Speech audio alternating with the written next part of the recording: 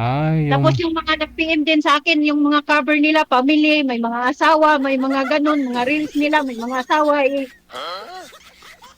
oh, okay. Naka-lock profile yung iba. O, nakalak profile, tapos mag-request sila sa akin, i-accept ko. Tapos, ini-stock ko yung mga reels nila, may mga asawa naman sila, mahalata naman na hindi hiwalay. In-unfriend ko na. Oh, tapos si Black. Mm. Unfriend ko sila lahat. Mahirap na kasi syempre baka mamaya makakasira ka pa ng buhay, no? Ng mag-asawa, Ayan. magsasama, no? Hirap kong may asawa, DJ. Siya nga pala, yung ano, kasal ako ha, hindi ako, ano, Hindi ka anal, hindi ka pwede ako divorce. mag-asawa ulit, ikakasal ako sa, ano, backdoor. Oo. Kasal Sa po kayo dun. backdoor, DJ. Kasal po kayo dun sa naging partner mo, no? Tatay ng mga anak O, mo. kasal ako. Kung ikakasal man ako ulit, sa backdoor na. Sa likod ng simbahan. Sa backdoor, DJ. Saan ka po ngayon? Sa labas. Nasa mall.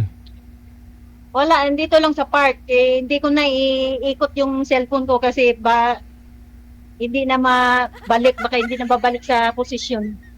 Baka mamaya may mga Dito nagde-date. lang ako malapit sa may ilaw para Baka mamaya maklaro yung usapan. makakuhanan mo pa yung mga May nagde-date na laki-laki ng labi. nagde-date yung mga Pinay dyan, no? Ha? Baka mamaya makuhanan mo pa ng kamera yung mga nagde-date dyan. Ikaw po, walang ka-date Ano dyan? nandito, dalawa yung nasa harapan ko. Ah, Pilipina din itong dalawa. okay. Walang itik. Walang hitik dito, DJ. Naligo pa. Naligo pa. Naligo sa laptop. Mm. Nihintay ko po yung mga kausap mo no? Si Sir... Hindi, bakit wala akong kausap na matino, DJ? Walang matino na signal. Dati wala din. Tingin mo sa akin di matino?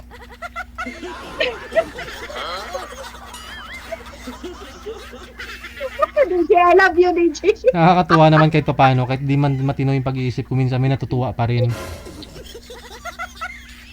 DJ, alam mo, DJ, umalis ako alas 4 na, mag-alas 5 na, sabi ng kasama ko, ano nangyari sa'yo? Nag-ayos ka pa, tapos magsulo ka lang alis, pauwi na yung iba, ikaw paalis pa lang. Dapat maaga pa lang umalis ka na, no? Bakit naman gahapon na umalis ka pa? Kaya nga, simula nung nawala ang anak ko, parang hindi ko na maintindihan yung parang wala na akong kasaya-saya.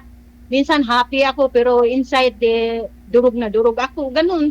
Hindi ko makontrol na yung emosyon ko. Minsan na, ang bilis mong magalit, ganun. Mhm. Saka ilang taon na nga po kayong hiwalay ng asawa mo?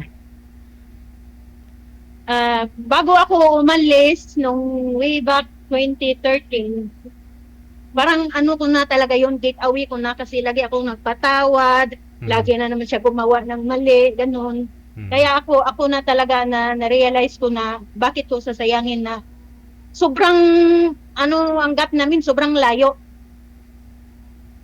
More than 10 years ang gap namin. Mas may edad siya sa'yo ng 10 years. May edad siya, DJ, may edad siya sa akin. Tapos, yung bunso ko naman, ang ninang nun, yun ang kabit din niya. Kaya lagi siyang nagkabit. Security guard kasi yung DJ. Kaya huwag mo akong bigyan ng security guard, please. Delikado yung security guard, DJ. Kahit pangit, hindi naman pugi yung ex ko. Kahit pangit, dami babae. Hindi naman siya gwapo. Hindi naman siya gwapo, DJ. Pero, hindi ko alam anong niya. Tertod. Ang daming babae, DJ. Non-stop ang babae, DJ. Kahit katabi ko siya, kachat niya. Nilalagyan niya ang kontak ng mga kasama niya lalaki. Tapos, mababasa ko chat, ang sweet-sweet.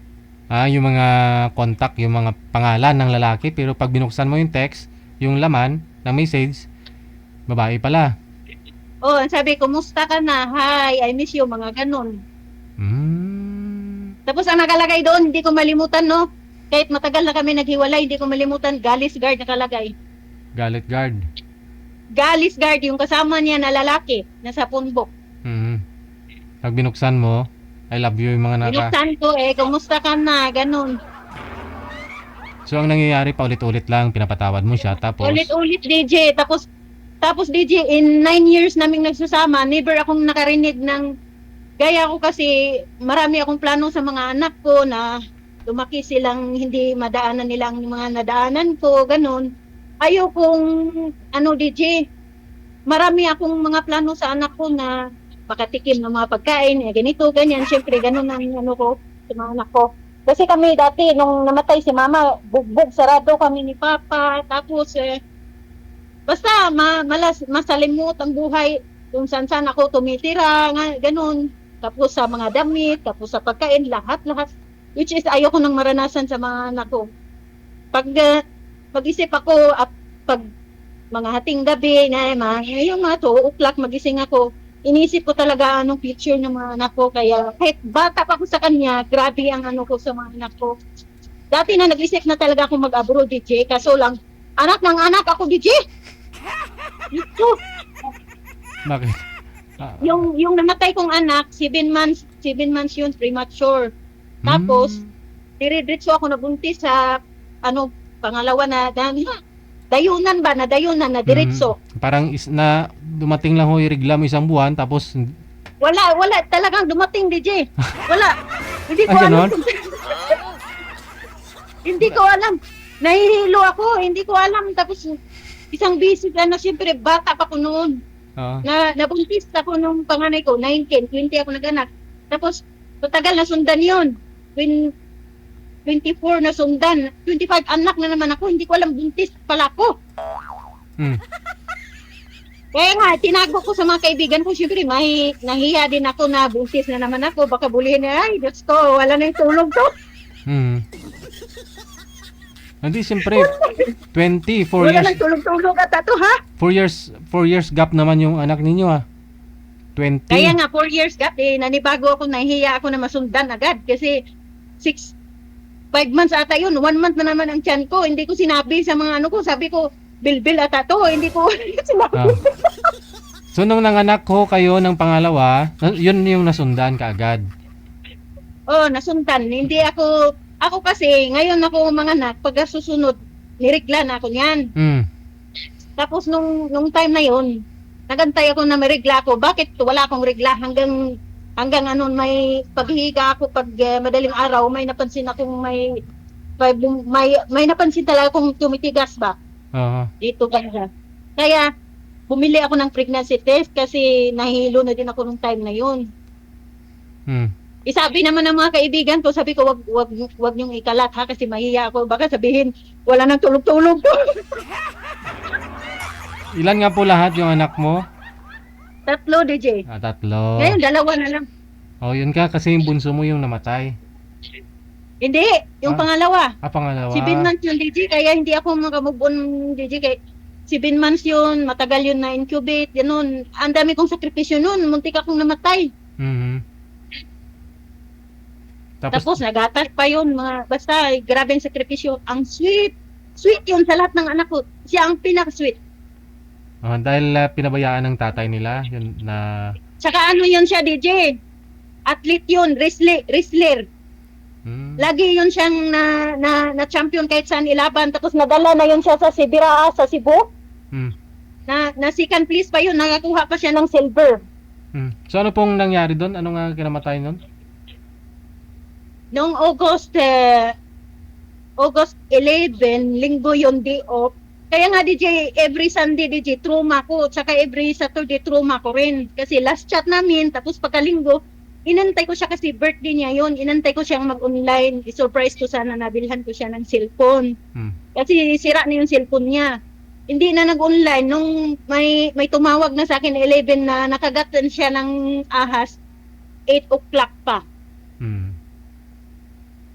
Grabe yung ko, nalupasay ako, DJ, para akong mamatay. Nagulat yung mga amo ko. Grabe, para akong hanggang ngayon, DJ, sobrang sakit talaga. Pero Grabe ngayon... yung sakit, wala ng anak. Ayoko na umiyak ka ulit, ha? DJ, nagmamake up ako ngayon, DJ, ha? Kasi nag-aura-aura ako para namang hindi ako pangit tingnan. Hindi ko naman pinaghandaan nito. Day off kasi, hindi ako nag-hiking. Hindi ka nag-hiking pero nasa park ka. Hindi malamig ngayon sa Hong Kong? Malamig ano naman to, pang winter naman tong suot ko. Ah. Okay, sige, sige. Ibaba Yan na niyo yung po, kausap ko, DJ. ibaba niyo po muna yung tawag, tatawag ho ako ulit. Andiyan na ho siya. Oh, sige, Iba na po. salamat. No? Okay.